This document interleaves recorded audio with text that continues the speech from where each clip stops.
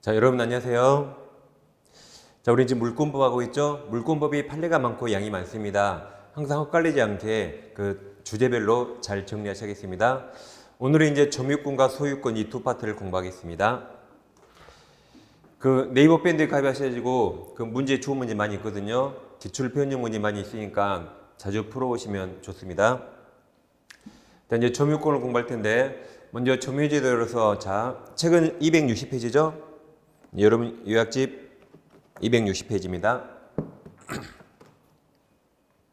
자, 일단 점유권은 본권과 비교해야 되죠. 점유권이란 도둑놈이더라도 물건을 사실상 지배하면 인정됩니다. 반면 본권이란 점유할 수 있는 정당 권리죠. 그러니까 소유권이 있다면 내 건 내가 정당에 점유할 수 있죠. 임차권도 채권이지만 정당을 빌렸죠. 임차권도 본권입니다. 뭐 전세권, 지상권, 유치권 다 들어가는 거죠. 자, 그럼 이 두 가지는 따로따로 판단하면 됩니다. 헛갈리지 않게 따로따로 판단하세요. 예를 들면 항상 이런 애 들었죠? 갑소유 자전거가 있는데 이걸 자기가 타고 다닙니다. 그러면 현재 갑에게는 소유권 같은 본권이 있고 갑이 타고 다니니까 점유권이 있죠. 이 둘 다 있는데 이 중학생이 자전거를 훔쳐옵니다. 훔쳐와서 중학생이 타고 다녀요. 그럼 소유자는 여전히 갑이죠. 그럼 우리는 도둑놈이죠. 본권 없습니다. 소유권 없죠. 그런다고 갑에게 빌린 것도 없죠. 점유할 정당 권리 없습니다. 그래도 을이 타고 다니죠. 물은 점유권 인정됩니다. 그래서 갑이 점유를 상실하잖아요. 갑은 점유권을 소멸하고 점유권은 을에게 오는 겁니다. 그래서 현재 본권은 갑에게있지만 점유권은 을에게 있는 거죠. 이렇게 따로따로 판단하세요. 근데 이상하죠? 아니 도둑놈에게 세상이 점유권 인정할까요? 인정합니다. 왜냐면 자, 우리가 공원에 앉아 있는데 이 중학생 을이 자전거를 공원에 타고 들어와요. 그래서 우리는 이 광경만 목격하면 되고, 우리는 도둑질하는 거 본 적 없어요. 그럼 우리 자전거를 타고 오면 우리 무의식적으로 자전거 누구 거겠지라고 생각하죠? 그렇죠, 을 거겠지라고 생각합니다. 관심도 안 쓰거든요. 근데 키 큰 고등학생이 와서 을 몇 대 때리고 야 자전거 내가 탈게 해서 자전거 조미를 침탈해서 이 고등학생이 막 타고 놀아요. 우리 이 광경을 목격했습니다. 우린 병보고 저 나쁜 사람 하죠. 우리가 싸움 잘하면 뺏어서 을 줍니다. 싸움 못하면 경찰에 신고해요. 경찰이 뺏어서 을 줄 수 있죠. 이처럼 도둑놈이더라도 물건을 평화롭게 가지고 있죠. 그걸 법적 권리로 보호하고 그 평화로움을 깨트리면 을도 도둑이지만 도둑도 점유권으로 반환 청구할 수 있습니다. 그래서 항상 본권, 점유권 따로따로 생각하세요. 그리고 점유권을 공부할 때는 그냥 소유권은 생각하지 마세요. 점유권, 점유 자체만 생각하면 되겠습니다. 그래서 이제 갑이 자전거를 타고 있다면 갑이 뭐 내 건 내가 소유자로 탈 수도 있죠. 또는 소유자에게 빌려서 탈 수 있죠. 또 도둑질해서 타거나 길에서 주워서 탈 수 있죠. 아무튼 냈다다 점유권이 있습니다. 냈다다.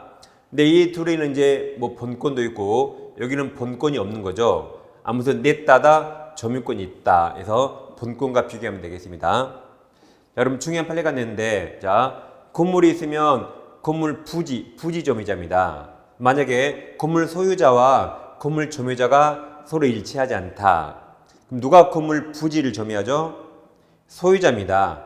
건물을 소유하려면 반드시 아래에 토지가 필요하죠. 건물이 하늘에 떠다닐 수 없죠. 그래서 이 건물을 소유하기 위해서 그 부지를 점유합니다. 설령 건물은 한국에 있고 이 사람은 미국에 살아요. 그러더라도 미국에 사는 건물 소유자가 그 밑에 부지를 점유합니다. 이런 임차인들은 말 그대로 건물을 점유하죠. 건물을 점유.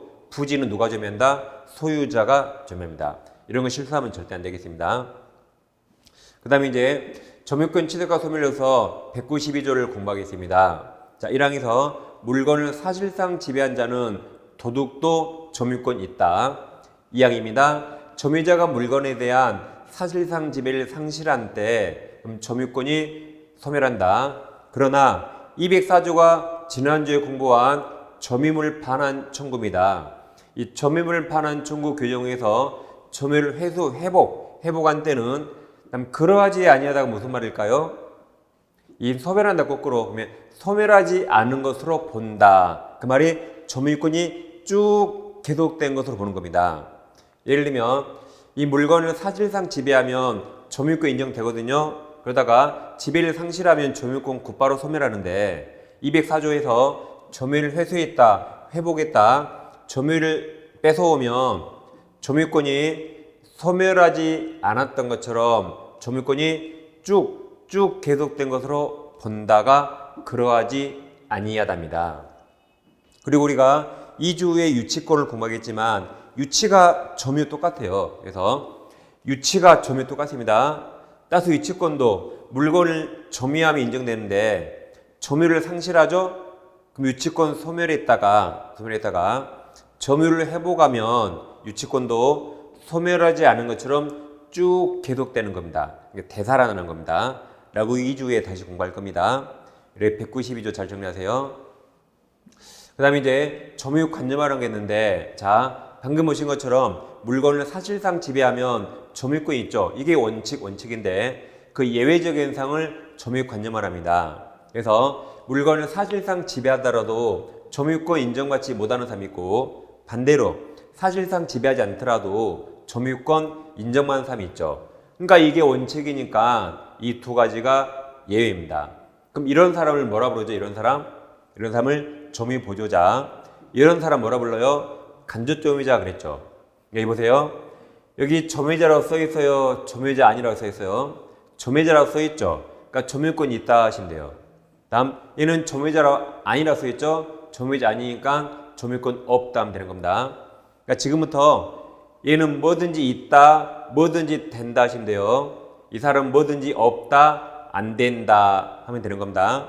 그러니까 점유 보조자는 점유자 아니다, 점유권 없다, 물권 요청권 행사할 수 없다, 물권 요청권 상대방도 될 수 없다, 뭐든지 없다 하시면 돼요. 이 사람은 뭐든지 있다 된다면 돼요. 간접 점유자도 점유자이다, 점유권 있다, 점유보호 청구권 인정된다, 물권 요청권 상대방 수 있다, 간접 점유로 취득 취할 수 있다, 간접 점유로 유치권 행사할 수 있다, 뭐든지 있다 하시면 됩니다. 자, 적으세요. 그러니까 지문에서 간접 점유자는 하고 있다 그럼 무조건 맞아요. 무조건 된다, 인정된다. 반면 점유보조자는 하고 없다, 안 된다 무조건 맞습니다. 중간을 읽을 필요 없어요. 끝에만 확인하면 됩니다. 자, 그 다음 조문을 이제 확인합니다. 우리 이미 정답은 맞췄어요. 이제 조문 확인. 195조에서 가사상, 영업상, 기타 유사관계호에서 타인 지시를 받아 물건에 대한 사실상 지배한 때 그 타인만 점유자로 한다. 그럼 그 타인이란 지시한 자입니까? 지시받은 자입니까?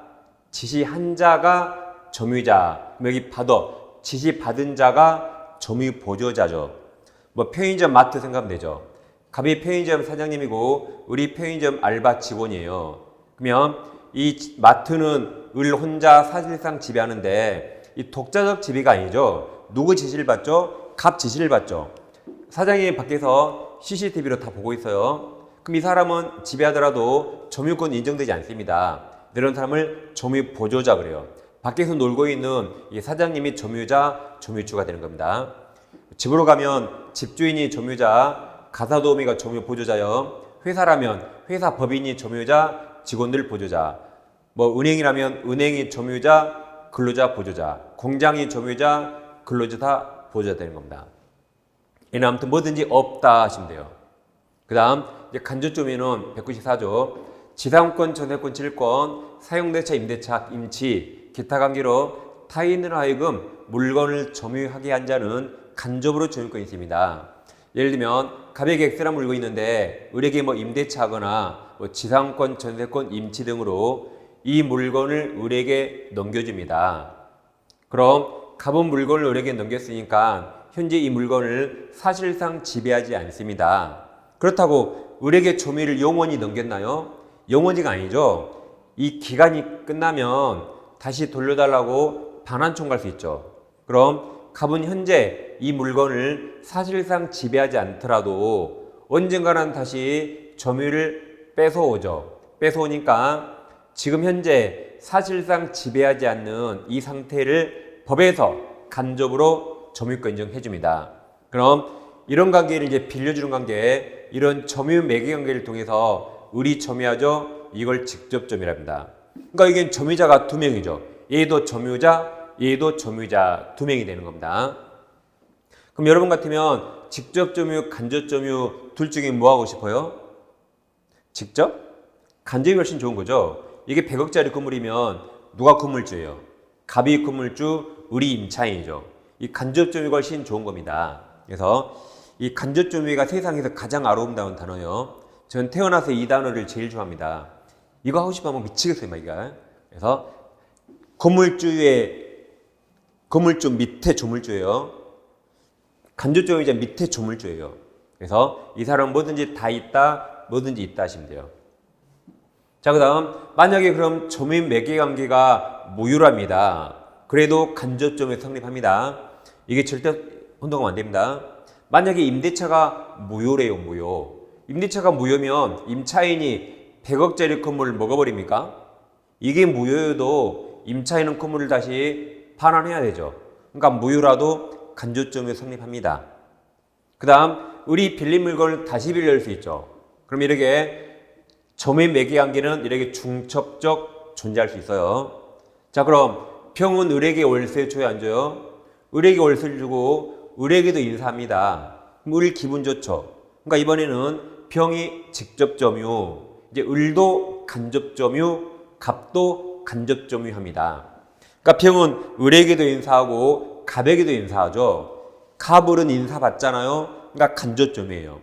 물론 을에게는 30도 인사하고 갑에게는 90도 인사하겠지만 아무튼 인사받잖아요. 그래서 얘도 간접점유, 얘도 간접점유, 이제 병이 직접점유하는 겁니다.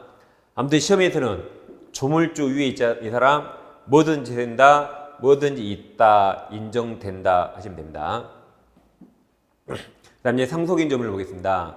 자, 193조에서 점유권은 상속인에 이전한다. 아주 간단 명료하네요. 자, 무슨 말인지 보겠습니다. 갑이 아버지인데 부동산이 이렇게 있다 해보세요. 근데 을이 자식입니다. 아버지가 사망하면, 자, 아버지가 사망하면 무조건 두 가지가 발생합니다. 첫째, 무조건 상속이 발생해요. 그리고 무조건 모든 점유권 다 이전된다. 제가 무조건 그랬죠. 무조건이란 아들이 미국 유학 중에서 아버지가 죽은지 몰라요.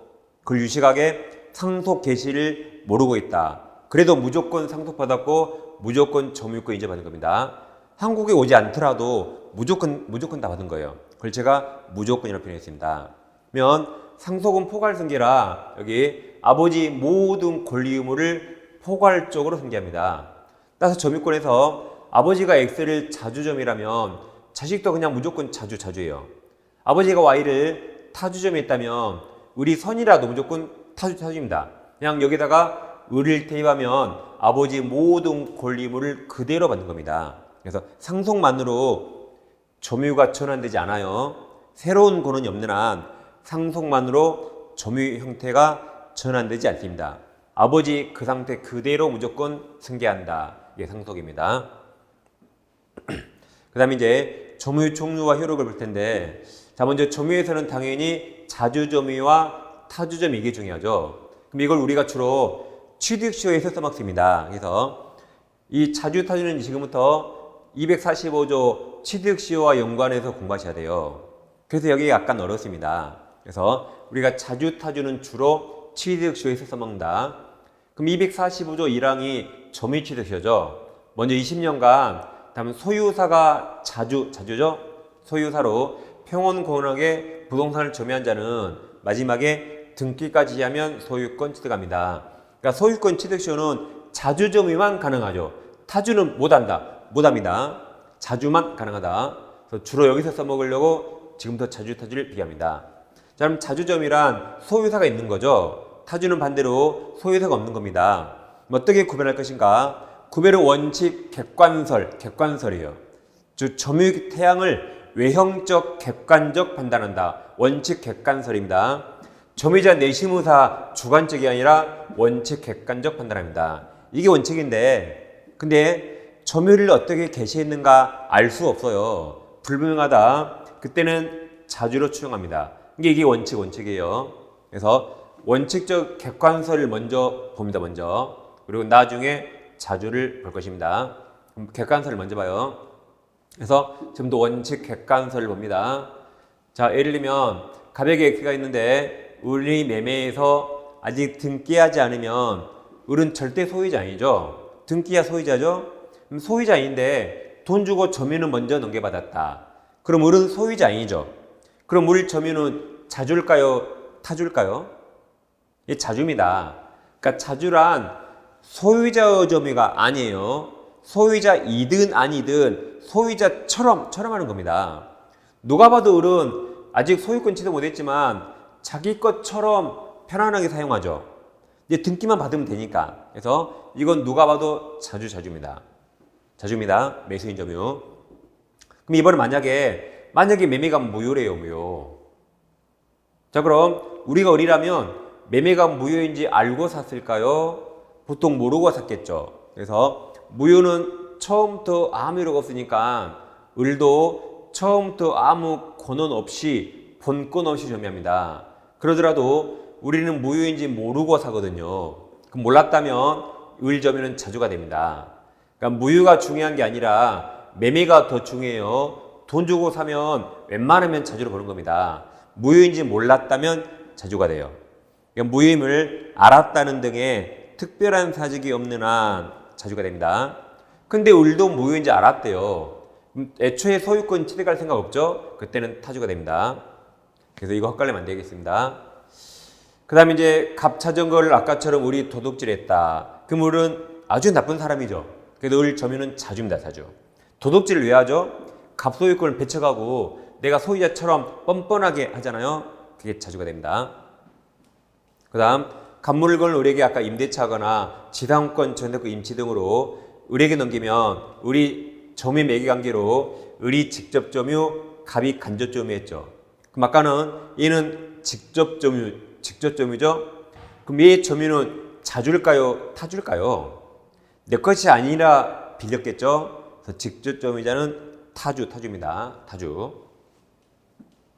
그 다음 갑소유 토지를 을이 살짝 침범했다. 을이. 예를 들어서 왼쪽이 갑토지, 오른쪽 을토지인데 자, 을이 갑토지를 을에게 살짝 넘어갔대요. 살짝.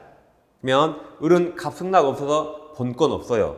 그러더라도 자, 실수로 경계를 살짝 오인해서 실수로 살짝 넘어갈 수 있죠. 그건 애교로 봐줘요. 실수로 넘어가면 이건 애교로서 자주로 옵니다.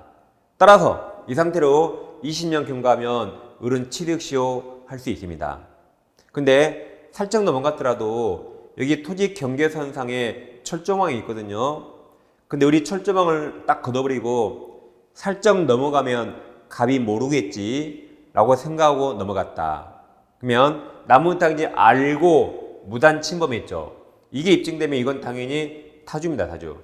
똑같이 일부라도 모르고를 자주로 봐줘요. 그럼 알고 넘어가면 타주라. 이건 20년이 아니라 200년 지나도 절대 취득시효 못합니다.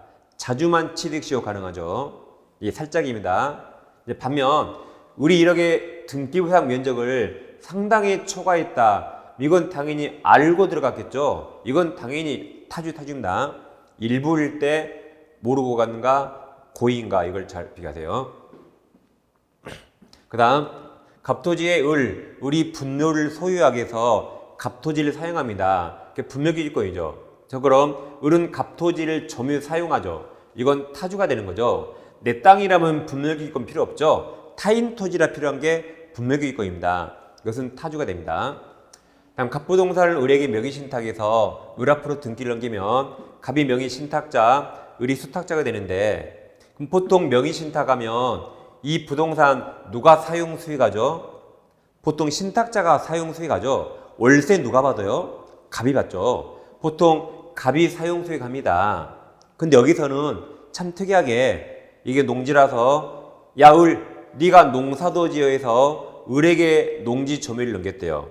그러면 이 명의 수탁자가 토지를 점유하죠. 이건 자주일까요? 타주일까요?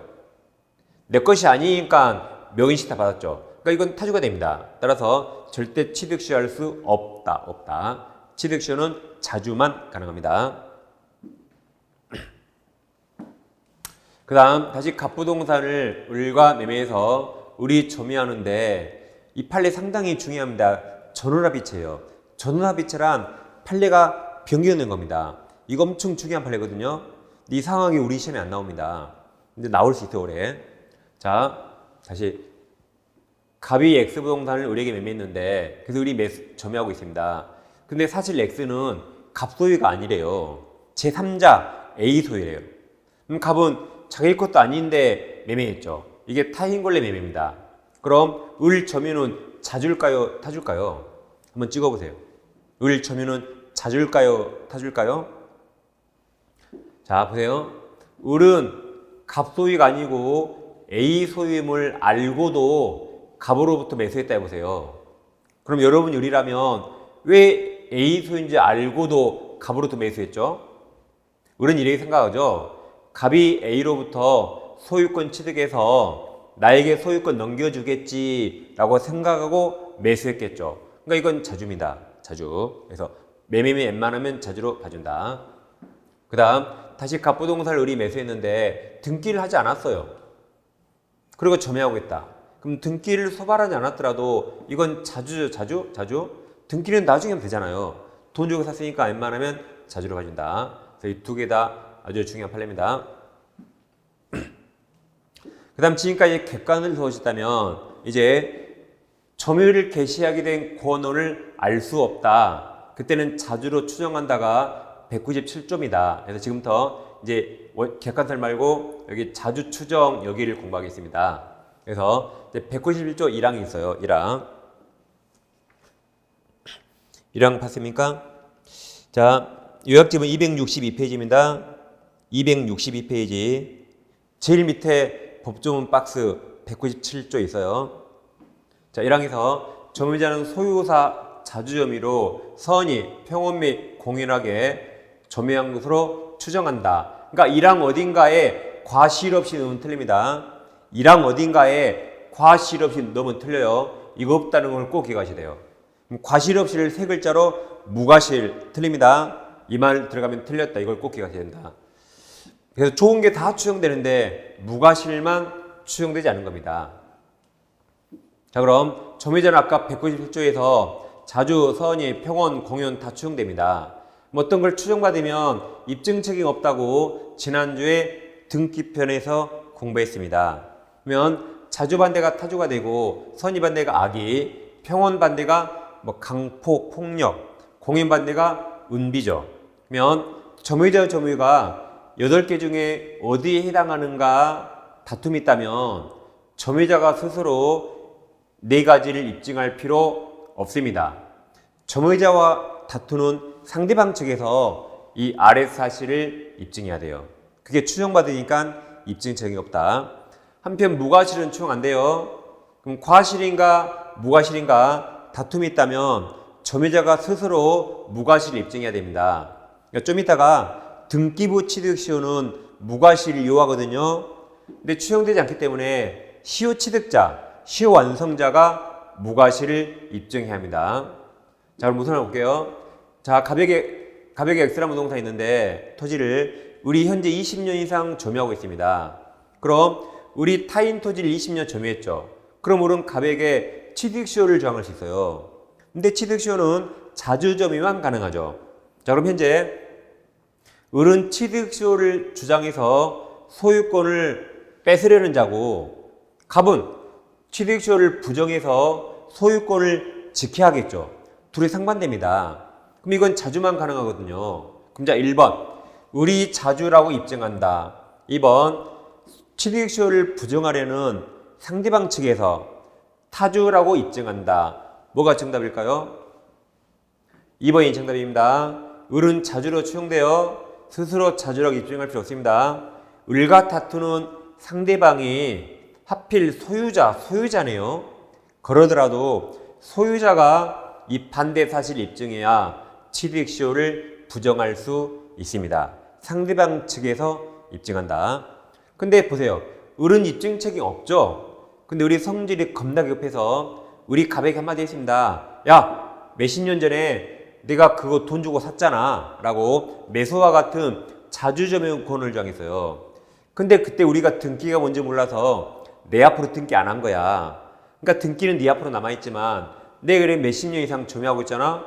내가 돈 주고 사서 그래 라고 우리 주장했어요. 근데 오래전 일이라 이게 인정되지 않습니다. 그럼 우리 주장에서 인정되지 않죠. 그럼 우리의 추정력 깨져요, 안 깨져요?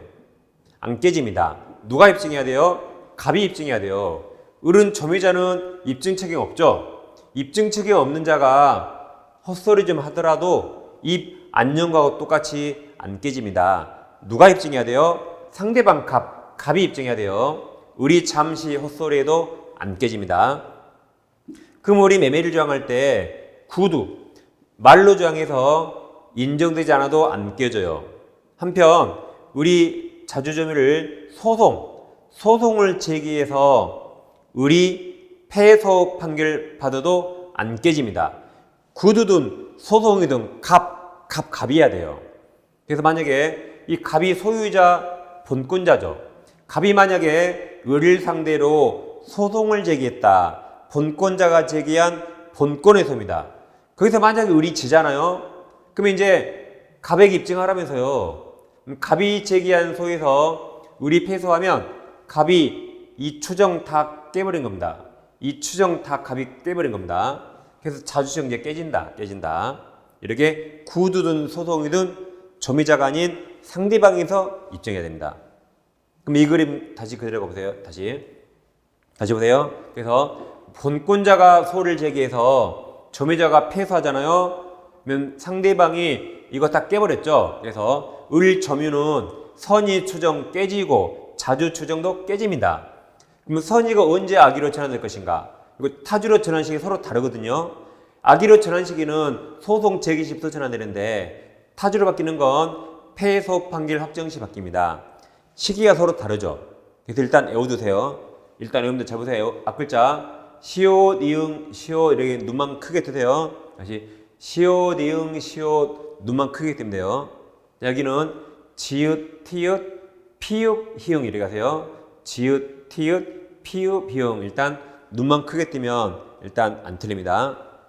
자, 그럼 선의가 악의로 바뀐 게 소제기시죠? 그게 197조 2항입니다. 그래서 197조 2항에서 선의점유자라도 본권에서 패소한 때 언제 악의가 돼요? 소제기한 때. 그리고 법에는 없지만 우리 판례가 언제 자주가 타주로 전환돼요? 패소 판결 확정 시 이 두 개를 꼭 기억해야 됩니다.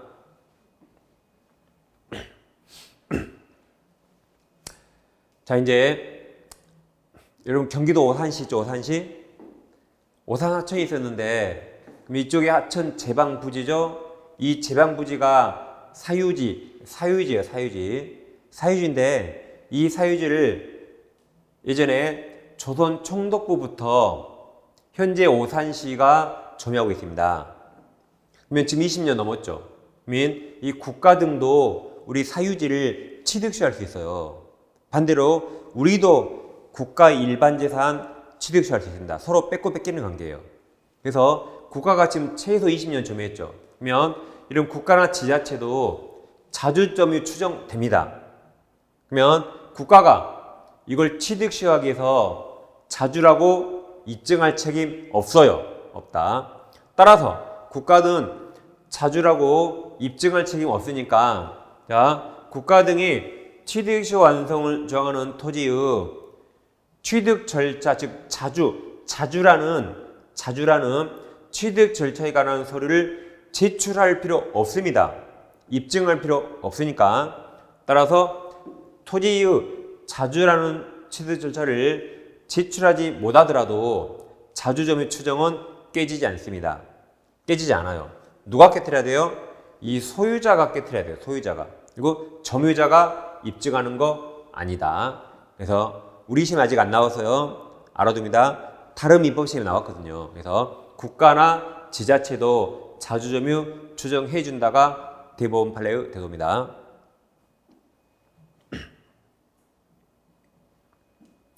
자, 그다음 이건 이제 한번 잘 이성적 생각해 보세요. 성질상 소유사가 없는 것으로 보이는 권원, 임대차 같은 거, 임대차 등으로 점유를 취득한 사실이 증명됐대요. 그럼 자주점유 추정은 깨진다. 그 다음 점유자가 진정한 소유자라면 통상 취하지 아니할 태도를 나타내거나 여기까지 이런 게 증명되면 자주 추정 깨진다. 다음 반대로 이제 소유자라면 당연히 최소로 보이는 행동을 취하지 아니한 사정이 증명됐다. 그럼 둘 다 자주점유 추정은 깨집니다. 그 다음 자 여기까지 갑토지가 있고 오른쪽 을토지가 있는데 아까 했어요. 아까 우리 갑토지를 살짝 침범했는데 이 경계선에 있는 철조망을 없애버리고 남 땅인지 알고 악의로 무단점유했다. 그 사건이 아까 그럼 착오로 넘어가면 애기로 봐준다 그랬는데 악의 무단점유가 입증되면 그때는 자주점유 추정이 깨져서 타주가 됩니다. 그럼 이때는 취득시 할 수 있다 그랬죠? 여기는 타주라 못한다고 아까 했던 겁니다. 이것도 작년에 시험에 나왔어요. 그 다음 이제 점유태양이 전환될 수가 있는데 먼저 타주가 어떨 때 자주로 바뀌는가? 이건 새로운 권원으로 점유를 시작하면 자주로 바뀔 수가 있습니다.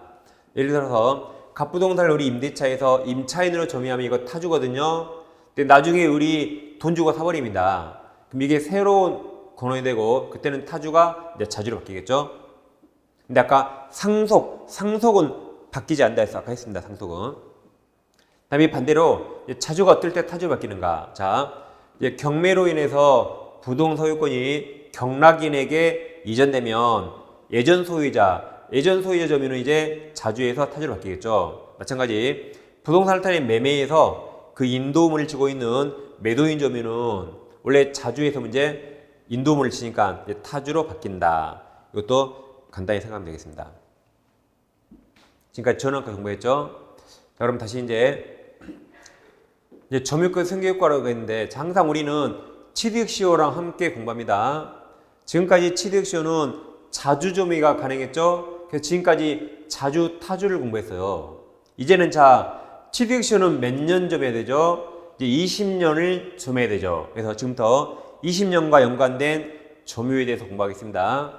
자, 점유권을 승계받았다. 그 자를 점유자의 승계인은 앞사람 점유와 분리해서 자기 점유만 주장하거나 앞사람 점유까지 아울러 병합할 수 있어요. 자유롭게 선택할 수 있다. 단 앞사람 점유를 아울러 병합할 때는 하자까지 승계합니다. 계승. 그러니까 이걸 감안해서 둘 중에 유리한 걸 자유롭게 선택할 수 있습니다. 예를 들어서 갑소유 토지가 있는데 이 토지를 처음에 A가 10년간 타주했는데 그 점유를 B가 승계받아서 7년간 저주해요. 그 점유를 현재 을이 승계받아서 10년간 자주하고 있습니다. 그럼 현재 현재 점유자죠. 그러면 을이 마음대로 선택합니다. 내 거 10년만 선택하거나 B 거까지 병합하거나 또는 A까지 병합할 수 있다. 마음대로 선택할 수 있어요. 자, 그럼 을은 지금 이 갑토지를 취득시효하고 싶어요. 그럼 취득시효는 자주점유만 가능하죠. 그럼 을은 어디까지 병합하면 가장 유리하죠? 우리 A까지 병합하면 기간은 27년이 되지만 타주 하자를 승계하니까 27년 타주가 됩니다. 그럼 취득시효 못하죠. 그래서 을은 B까지 병합하면 가장 유리합니다. 그러면 17년 자주죠. 조용히 3년만 버티면 취득시효할 수 있는 겁니다. 이렇게 자유롭게 선택할 수 있다. 그게 이제 199조입니다. 그러니까 199조를 먼저 공부하고 198조를 나중에 해야 됩니다. 그게 논리적 순서예요. 199조 1항 점유자 승계인은 자기 점유만 주장, 분리하거나 자기 점유와 전점유자 점유를 아울러 주장, 병합할 수 있다. 2항에서 전점유자 점유를 아울러 주장, 병합하는 경우에 하자도 계속 승계하니까 감안해서 자유롭게 선택할 수 있다. 그 다음 199조 보셨죠? 이제 198조를 봐 이제. 다시 취득시효는 몇 년이죠? 지금 계속 20년과 연관된 겁니다. 자, 그럼 20년을 점유해야 되는데 20년이 며칠이죠? 20 곱하기 365일 며칠이에요? 계산 불가죠. 그러면 우리가 20년간 매일매일 점유했다고 입증할 수 있을까요? 불가능합니다. 그러니까 이 198조에서 점유 계속 추정을 둔 겁니다. 그래서 취득시효는 20년 점유해야 되는데, 그럼 자 20년 전과 현재 20년 후 양 시점에 점유한 사실이 있으면 20년간 계속 이게 추정해 주는 겁니다. 그럼 20년간 매일매일 점유했다고 입증은 불가능하니까. 갑소유 토지가 있는데, 자 우리 그래요. 야, 내가 20년 전에 네 땅 점유했다 라고 입증했어요. 20년 전에 내 명의로 나온 공가공고지서 보여주면서 내가 점유했지? 지금도 내가 점유해. 그러면 당신은 20년 이상 계속 점유했겠지로 추정해 주니까 취득시효할 수 있는 겁니다. 근데 문제는 사람이 달라요. 앞에는 B가 점유하고 현재 을이 점유한다. 그럼 방금 199조에서 을은 B 점유까지 아울러 병합할 수 있죠. 그래서 저는 B 점유를 승계받았어요 라고 199조를 입증하면 사람이 달라도 계속 추정해준다가 이게 대법원 판례입니다. 그러니까 논리적 순서상 아까 199조를 먼저 보고 198조를 나중에 봐야 되는 겁니다. 그래야 우리 B 것까지 병합해서 취득시효 할 수 있다. 지금까지 취득시효와 점유율 같이 공부했습니다. 자, 이제 263페이지에서 상단에 양보로 2번 권리적법 추정에서 200조가 있습니다. 자, 이제 200조에서 자 점유자가 점유 물 동남쳐요. 이 물건은 동산을 말합니다. 부동산은 포함하지 않아요. 그럼 자 점유자가 점유하는 동산에 대해서는 행사하는 권리는 적법 보유로 추정한다. 옛날에 이러겠죠. 이 넥타이 누구 거예요? 넥타이. 네 거잖아, 당신 거. 어떻게 알아요? 이 동산을 제가 점유하고 있으면 네 거라고 추정해 주는 겁니다. 이 손가락 누구 거예요? 손가락. 당신 건 네 거지. 왜 그래요? 이 동산을 내가 점유하고 있으면 네 거라고 추정해 주는 거다. 이거 사실 제가 문방구 훔쳤거든요. 저 사실 도둑놈이에요. 그래도 일단 네 거라고 하잖아요. 이게 동산만 점유의 권리적법 추정합니다. 부동산은 그러지 않아요. 만약에 부동산이 점유자와 등기 명의자가 서로 다르다. 그럼 누구를 소유자로 추정해요? 당연히 등기부의 부동산은 권리를 추정해 줍니다. 부동산을 점유한다고 네 거라고 보지 않아요. 등기부에 적힌 자를 네 거라고 보는 거죠. 그래서 서로 다르다. 그래서 등기법에 나와요. 그냥 민법 200조는 등기된 부동산에 적용되지 않는다고 나오랍니다. 그래서 민법 200조를 기억하세요, 이게. 그 다음에 이제 지금까지 일반적인 점유였고, 점유에서 제일 중요한 게 이 점유자와 회복자 관계 201조부터 203조입니다. 이건 해마다 시험에 나오는 거죠. 항상 이거 적용 범위가 제일 중요합니다. 적용 범위. 지금까지 지금 이 세 개는 꼭 외우세요. 꼭 외워야 돼요. 오늘 이 시간이라도. 자, 이 세 가지 조문은 이거 외웁니다. 회복자가 현재 소유자가 이 점유자는 본권이 없어요. 본권 없는 점유자에게 내 물건 돌려달라고 물권적 반환 청구할 때만 적용됩니다. 그래서 지금 이 세 가지 누가 현재 소유자 회복자가 누구한테 본권 없는 점유자에게 뭐 할 때 반환 청구할 때 적용된다. 해서 이 초록색 세 가지를 반드시 외우셔야 돼요. 이거 오늘 이 시간에 꼭 외우세요. 만약에 본권이 있다면 반환 청구하지 이때는 적용 안 돼요. 예를 들면 임차인 본권이 있죠. 임차인은 임대차의 규정이 따로 있으니까 굳이 이걸 적용할 필요 없습니다. 전세권자 본권이 있죠. 전세권의 규정이 따로 있으니까 이걸 적용할 필요 없어요. 이 세 가지는 누구한테? 본권 없는 점유자한테. 그리고 누가 청구할 때? 현재 소유 회복자가 반환 청구할 때만 적용됩니다. 그 다음에 이제 이게 작년에 시험에 처음 나오는데 계약이 무효 취소가 되죠. 그럼 이행 전에 이행할 필요 없지만 이행했다면 부당이득 반환해야 되죠. 우리 판례가 부당이득 반환할 때 특칙으로서 201조부터 203조가 적용됩니다. 따라서 좀 이따 201조에서는 선의 점유자가 과실 취득하거든요. 여기서도 선의 점유자는 과실 취득합니다. 취득. 반면 계약 해지가 되면 우리 판례가 이때는 원상회복이 적용되고 이 세 가지 점은 적용되지 않습니다. 그래서 이때는 선의점유자도 과실을 반환해야 돼요. 다시 보세요.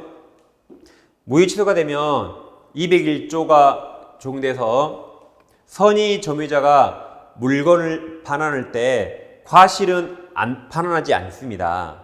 근데 계약 해지가 되면 원상회복은 잘잘못을 따진 게 아니에요. 잘못을 했든 안 했든 선이든 악이든 불문하고 받은 급부 전부를 반환합니다. 그래서 이때는 선이라도 받은 급부 과실까지 전부 다 반환해야 돼요. 반환해야 된다. 이 차이가 있습니다. 이게 상당히 어렵습니다. 왜냐하면 점유권과 해지를 같이 하니까 이게 어려워 지금. 그러니까 해지에 공부할 때 다시 한번 이게 정리가 될 겁니다. 자, 그럼 본권 없는 점유자에게 현재 소유자가 물권적 반환 청구하죠. 어떨 땐가 예를 들어볼게요. 항상 똑같은 예를 들었죠. 갑이 시골에 농가가 있는데 갑은 서울에 사니라고 마을 이장 의리에게 이 농가를 맡겨놨는데 마을 이장 의리 등기를 위조해서 자기로 등기를 마칩니다. 이 무효잖아요. 근데 그 동네 귀농자 병에게 소유자인 양 농가를 매매하고 등기와 점유를 다 넘깁니다. 그러더라도 얘가 선이더라도 절대적 무효라 병 소유자 아닙니다. 그러죠? 그럼 병은 본권 없는 거죠. 갑이 본권자죠. 얘는 일단 소유권 없죠. 갑에게 빌린 임차권 그런 것도 없죠. 그러니까 병은 본권 없는 겁니다. 근데 병은 그거 알아요, 몰라요? 모르고 돈 주고 사서 선의자주가 됩니다. 그러니까 병은 절대 소유자 아니죠. 그러니까 본권 없죠? 그 사실 모르고 돈 주고 사서 선의자주가 되는 겁니다. 그럼 병은 소유자가 아닌데 지금 내 집으로 완전히 착각하고 살고 있어요. 내 집으로 착각하고 살고 있는데 갑이 3년 후에 와봤더니 이상한 사람이 살고 있어요. 야, 내 집 돌려주고 나가 라고 파는 청구합니다. 이때 회복자 현재 소유자가 3년간 본권 없는 점유자에게 물권적 반환 청구하죠. 이때 201조부터 203조가 적용됩니다. 그럼 병은 결국 갑집을 3년 살았네요. 그랬죠? 그럼 병은 나가면서 3년간 월세를 줘야 될까요? 그게 201조에서 자, 점유자 병이 선이라면 과실을 병이 취득합니다. 3년간 월세 갑에게 안 줘요. 그럼 갑은 3년간 월세 못 받는 손해가 생기더라도 병은 부당이득 반환하는 뭐가 없어요. 법에서는 너가 먹어 그랬거든요. 그럼 갑은 손해 있죠. 그러면 갑은 을 잡아서 해결하면 되고 병에게는 월세 받지 마 이 말입니다. 지금 병은 을에게 사기당해서 갑자기 길가에 쫓겨나죠. 쫓겨나는데 3년간 월세까지 내나 그러면 병은 자살할지 몰라요. 그러니까 자살하지 말라고 월세는 네 가치 되게 줄 필요 없습니다. 그리고 좀 이따 203조 선의점유자가 과실치 되겠죠. 통상 필요비는 청구하지 못합니다. 특별 필요비 같은 것만 청구할 수 있어요. 이제 반면 병이 악이라면 당연히 과실 다 반환해야 됩니다. 자, 그럼 과실은 자주 타주 안 봐요. 타주이더라도 선이면 과실 취득합니다. 다시 과실은 선이 악이만 판단해요. 자주 타주는 무시한다. 타주이더라도 선이면 과실을 취득합니다. 그 201조인데 자, 201조 1항 선이죠. 선의점유자는 점유율 과실을 취득한다. 2항 악의점유자는 수치한 과실을 반환해야 하며 소비하였거나 그 다음 말 중요합니다. 과실로 인하여 이거 가로쳐놔요. 이걸 과실 없이 틀려요. 잘못 없이 틀립니다. 과실로 인하여 잘못으로 인하여 그 다음 훼손 또는 수차지 못한 경우에 그 과실 대가를 보상해야 된다. 그럼 이 항의 과실이 몇 번 나와요? 3번, 1번, 2번, 3번이죠. 이 중에 이 가로친 과실 뜻만 달라요. 이 과실은 실수 잘못입니다. 이건 다 사용이 좋은 거죠. 사용이 좋은 거. 이 과실만 뜻이 다르다. 그래서 과실 없이 X, 실수 없이 X, 과실로 인하여 잘못으로 인하여입니다. 그럼 자 보세요. 201조는 선의점유자는 물건을 반환할 때 과실을 취득합니다. 그럼 잠깐 해제 볼까요?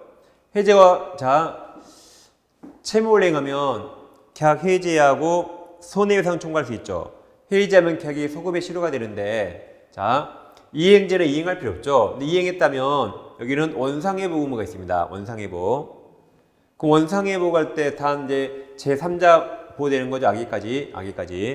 그 원상회복을 어떻게 할 것인가? 금전을 반환할 때는 무조건 이자도 가산합니다. 물건을 반환할 때 이와 대응해서 무조건 과실까지 반환한다. 그러니까 원상회복은 잘잘못 따진 게 아니에요. 잘못을 했든 안 했든 또는 선의 악이 묻지 않고 이 받은 급 전부를 반환합니다. 다시 잘못을 했든 안 했든 선의 악이 따지지 않아요. 무조건 받은 급부 전부를 반환한다. 이게 받은 급부 전부를 무조건 반환한다. 그러니까 여기는 선의점유자도 악의와 똑같이 무조건 과실 반환해야 돼요. 다시 보세요. 선의여도 무조건 과실 반환한다. 분명했어요. 근데 아까 201조는 선의는 과실을 취득한다 그랬어요. 다르죠, 분명히? 자, 그래서 다시 계약이 무효 취소가 되면 201조 3조 적용됩니다. 근데 해지가 되면 아까 보신 원상회복이 적용되고 201 3조이 적용 안 돼요. 무슨 차이 있더라고요? 무효가 되면, 해지 취소가 되면 선의점유자는 201조가 적용돼서 물건을 돌려주되 과실은 직접 취득합니다. 근데 해지가 되면 원상회복은 잘못이 있든 없든 선의 악의를 묻지 않고 과실을 무조건 반환해야 돼요. 그러니까 선이라도 무조건 과실 반환해야 된다. 이 차이가 있습니다. 나중에 다시 해지해서 공부할 겁니다. 다음 다시 이제 202조에서 자 보세요. 병이 3년 전에 갑의 농가를 샀죠. 근데 농가를 샀는데 벽면이 대리석이라 내 취향이 안 맞아요. 그래서 대리석 다 깨버리고 목조로 다 바꿨어요. 목조로. 근데 갑이 내 집 돌려줘. 너 대리석 파손했네. 대리석 고쳐줘 그래요. 병은 결국 갑집을 파손했죠. 병이 갑집을 멸실해서 파손했죠. 그럼 얼마만큼 고쳐주는가에 대해서 이게 시험에 제일 잘 나옵니다. 병이 여기처럼 선자라면 안 고쳐져요. 현존 상태, 현존 한도 그대로 돌려줍니다. 왜냐면 선자가 뭐죠? 사실 병은 소유자 아닌데 내 집으로 완전히 착각하고 살고 있죠. 그럼 내 집처럼 가장 최상으로 목조로 꾸몄잖아요. 그럼 그냥 그대로 주는 겁니다. 내 집처럼 최상으로 꾸몄으니까. 배우세요. 선자윤전. 근데 선자가 아니라면 무조건 손해 전부 존손해배상이에요. 악의여도 존손해배상, 선의 타주도 존손해배상. 그러니까 외워요. 선자만 현존, 나머지는 무조건 손해 전부 배상입니다. 외울 수 있겠죠? 선자윤전, 시험에 잘 나온 선자윤전 꼭 외우세요. 그럼 선의 타주란 보세요. 매매가 아니라 병이 임대차에 싸. 그럼 병은 자주가 아니라 타주죠. 그럼 자 병이 이게 위조라든가 무효라는 사실을 병이 몰랐더라도 어차피 내 집 아니죠. 그럼 대리석 깨면 돼, 안 돼요? 깨면 안 되죠. 깼다면 전손해 배상. 그래서 두 개가 똑같다. 그러니까 선자윤전 나머지 전손해 배상입니다. 자, 그럼 보세요. 병이 갑집을 파손했죠. 그럼 사안이 제일 중대합니다. 그래서 선인가 악인가 자중가 타중가 네 가지를 다 검토한다. 그래서 200이죠.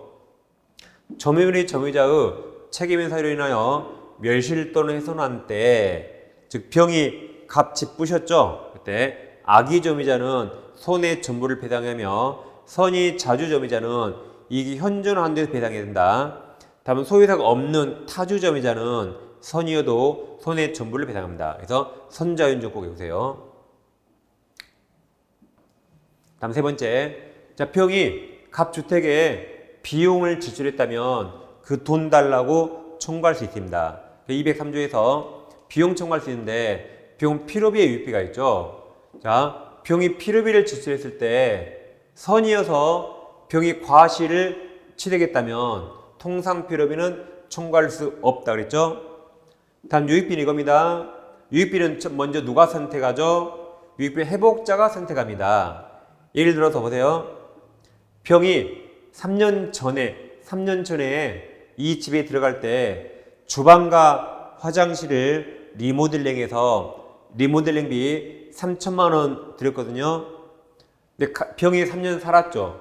3년 사니까 가치가 깎여서 현재 가치는 2천만 원만 증가된 상태예요. 현재 가치가. 그러면 갑이 집 받아갈 때 얼마 가치를 받아가요? 2천 가치를 받아가죠. 그러니까 갑에게 선택을 맡기면 갑이 병에게 2천만 원을 주겠죠. 점유자에게 선택하라면 또 속없이 3천만 원 선택할지 몰라요. 그래서 지금 갑이 집을 받아갈 때는 3천이 아니라 2천 증가액을 받아가니까 회복자에게 선택을 맡깁니다.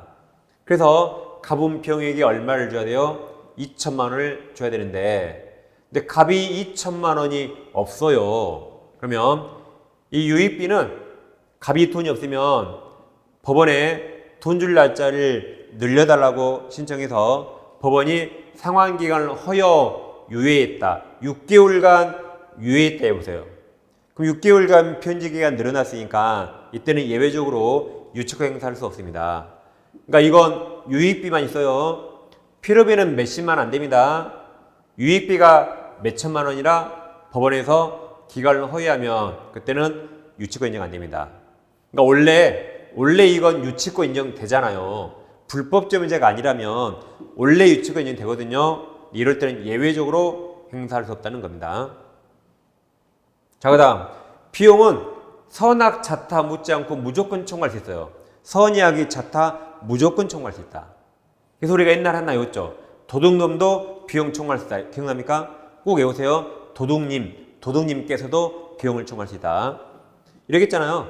갑소유 컴퓨터를 우리 도둑질했는데 컴퓨터를 켜니까 모니터가 고장나서 도둑님이 큰돈 5만 원 샀다. 5만 원 주고 고쳤거든요. 근데 갑이 지나가다가 야, 그건 내 건데 내 건 내놔. 반환 청구합니다. 그럼 컴퓨터 돌려주면서 5만 원 내놔라고 청구할 수 있어요. 물론 우리는 절도죄로 교도소 갈 수 있습니다. 그러는 한이 있더라도 을돈 들여서 갑 물건이 좋아졌죠. 그럼 당연히 갑은 그때까지 지불해야겠죠. 세상에 공짜가 없어요. 을돈 때문에 갑 물건 좋아졌죠. 그럼 우리는 교도소 간 한이 있더라도 그 돈 달라고 청구할 수 있습니다. 그러니까 외우세요. 도둑님께서도 비용 청구할 수 있다라고. 그러니까 비용은 선악 자타 묻지 않고 점유자는 무조건 청구할 수 있다. 그 다음 그럼 병은 유익비 필요비 청구할 수 있죠.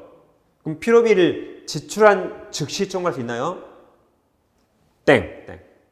필요비 지출한 즉시는 임대차입니다. 임대차가 필요비 지출한 즉시 유익비 종료시에요. 근데 여기는 임대차랑 상관없죠. 임대차는 본권 있거든요. 여긴 본권 없죠. 여기는 둘 다 똑같이 반환할 때 반환 청구받거나 반환할 때 그때 둘 다 똑같이 청구합니다. 필요비 지출한 즉시가 아니에요. 봐보세요. 여기도 필요비를 지출한 즉시 청구한다고 가정하면 병은 절대 선의자주가 아니에요. 아니 병이 필요비를 지출하고 갑에게 즉시 청구합니까? 그건 절대 선자가 아닙니다. 그 병은 바로 쫓겨나요. 갑에게. 그래서 병은 지금 내 집으로 알고 살고 있죠. 근데 갑이 내 집 내놔 그러면 깜짝이야 하면서 나갈 테니까 필요비와 유익비를 동시에 청구한다. 그래서 비용은 지출한 즉시가 아니라 반환 청구 받거나 실제로 반환할 때 나갈 테니까 돈 내놔라고 둘 다 동시에 청구합니다. 그럼 누구한테 비용 청구해요? 회복자에게. 너 나가 그자에게 돈 내놔. 다시 누구에게 비용 청구해요? 너 나가라고 말한 그 사람한테 나갈 테니까 돈 내놔라고 회복자에게 청구한다. 그러니까 비용 지출 당시 소유자와 회복자가 서로 다르다. 다시 비용 지출 당시 소유자와 회복자가 달라요. 그럼 누구에게 청구해요? 회복자에게. 현재 소유자, 너 나가 말한 그 현재 소유자에게 돈 내놔라고 청구합니다. 그 203조인데, 자, 203조 1항 점유율을 뭐 할 때? 반환할 때, 그다음 누구에 대해서? 회복자에 대해서 현재 소유자에 대해서 점유율을 보존하기 위하여 지출한 금액 기타. 자, 필요비 동그라미. 필요비 상환을 청구할 수 있다. 필요비 언제 청구해요? 반환할 때. 누구에게 청구해요? 회복자에게. 그러나 점유자가 과실을 취득할 때는 선이라면 과실을 취득하죠. 그때는 통상 필요비는 청구하지 못합니다. 특별 필요비나 유익비만 청구할 수 있다. 자, 이 항 보세요. 점유자가 점유물을 개량하기 위하여 지출한 금액 기타. 자, 유익비 동그라미세요. 유익비 관하에는 그다음말을 가로를 크게 치세요. 자, 가로. 그 가액 증가가 현존한 경우에 하나여 가로칩니다. 이거 나오면 유익비입니다. 필요비는 가액 증가가 없더라도 청구할 수 있어요. 유익비만 가액 증가가 현존할 때. 아까 리모델링비 2천만 원 같이 현존해 있지. 2천만 원 같이. 그거. 그때 누구 선택? 회복자 선택 요차. 그 지출 금액이나 아까 3천만 원, 증가액 2천만 원 상환을 청구할 수 있다. 누구에게 청구해요? 회복자에게. 누구에게 청구해요?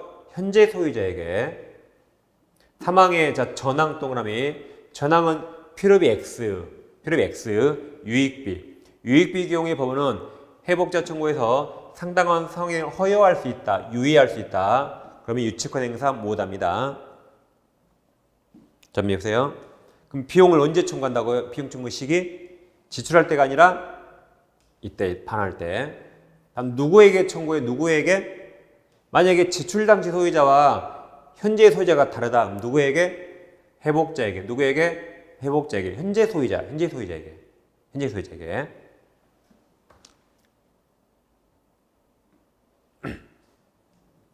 자, 그럼 정리합니다. 이제 본권 없으면 나가는데 나갈 때 과실을 물어보면 자주 타주 안 본다 했죠? 선이 악이만 판단한다.